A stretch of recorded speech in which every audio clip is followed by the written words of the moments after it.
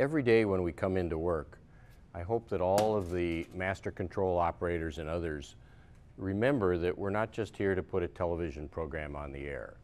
That should there be a disaster in our community, it is essential that our engineers be prepared to transmit life-saving and vital data.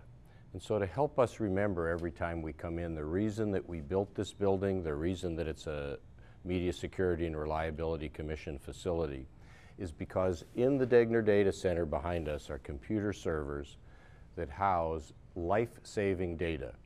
Data about children, data about school blueprints, data about the hazardous materials that are located on a site, highway, access, about utilities. All of that data is there, and every night a little computer goes out and pings a data file in 30 different data sites and updates that data so every morning it is fresh and accurate. And it is our responsibility, should something horrible happen, to be able to transmit that data safely. We built this capacity because of what happened on 9/11, and because we understood that as a broadcaster we have a national defense and a civil defense responsibility, and we take that responsibility seriously and engineered it into the building. And so today we're going to unveil a piece of art to help us remember that responsibility that was created by a Las Vegas artist, Randy Soard. We're so glad to have him here. Randy, I think we'll unveil the art, and then I'd like to ask you to tell people a little about how you, what caused you to do it, and some of the things you had to put together to make this piece of art possible. Sure. So now, if we can grab the art. I see a push pin. Ready? Here we go. Applause is appropriate.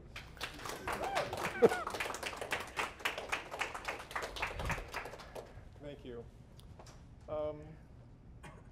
It's been my honor and a great privilege to have developed this project over the past 9 years. I have a little short story to tell you where I was. I was actually vacationing in California, and I had taken my dog with me, and he had pulled a muscle in his leg, and it was the next day, and I was getting ready to take him to the veterinarian, and I was happened to have CNN on, and I saw the smoking building, and I sat down. I didn't really comprehend at first what was going on, but then I started watching it, and within about 5 minutes I saw the building actually fall down. And I think forever that will etch a picture in my mind of what took place. This piece of artwork is very special. Even though I'm an artist, and even though I work to help put this together, I don't really feel that I am the creator of the artwork.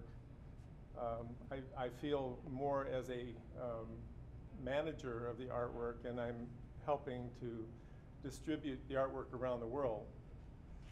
When I first started, I didn't realize how complicated the whole process would be.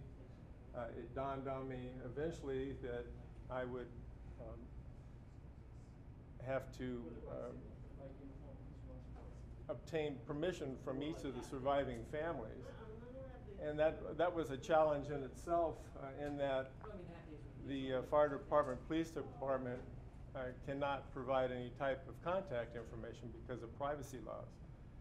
And so when I first started, it actually took me a month to find the first family member. And I used to think that I was pretty good at finding things on the internet. And you have to keep in mind that this was 10 years ago, before they had all these nice search tools. And so I was able to secure the official images of each of the firefighters. After I had read an article in a local newspaper that these more than 300 firefighters were missing.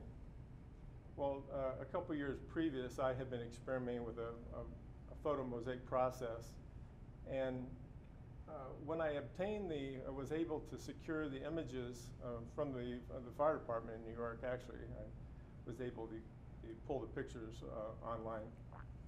I started experimenting, and I put some samples to see how it would look. And the initial images were black and white, so what I eventually had to do is I colorized each of the images, the official images. And then in time, I had a couple of thousand copies printed up just to send to the family members to get their impressions of the artwork. So actually the artwork was done twice. The first time the artwork was sent to the families, and to find all the families, not only the families, I had to find the estate administrators who had the legal authority to give me permission to use the images of the fallen heroes. Now, this artwork goes one step further. Not only are the firefighters included, I also included the New York City Police, the Port Authority Police, the civilians that were employed by the Port Authority who were identified as helping people escape from the World Trade Center. Also included are security guards. There were 3 court officers. There were approximately 40 security officers. There were EMTs, paramedics, and I also included the people who are recognized as helping to crash Flight 93, the heroes on Flight 93. I was also able to contact their families. Altogether, it took me 5 years to secure legal permission to do this piece of artwork.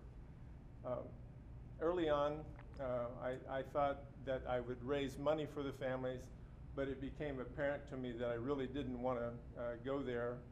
It was becoming way too complicated, and so I decided that I wanted to make the artwork available for free.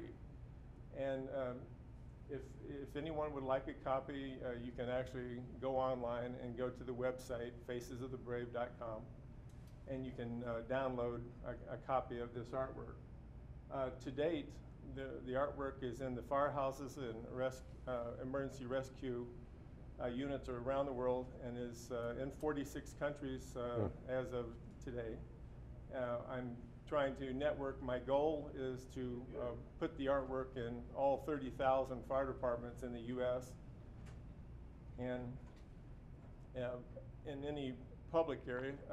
Tom just mentioned to me that he has seen the artwork around town. A couple years ago, I was fortunate enough I was invited at the FBI office here in town, and they have a copy of the artwork in their office also.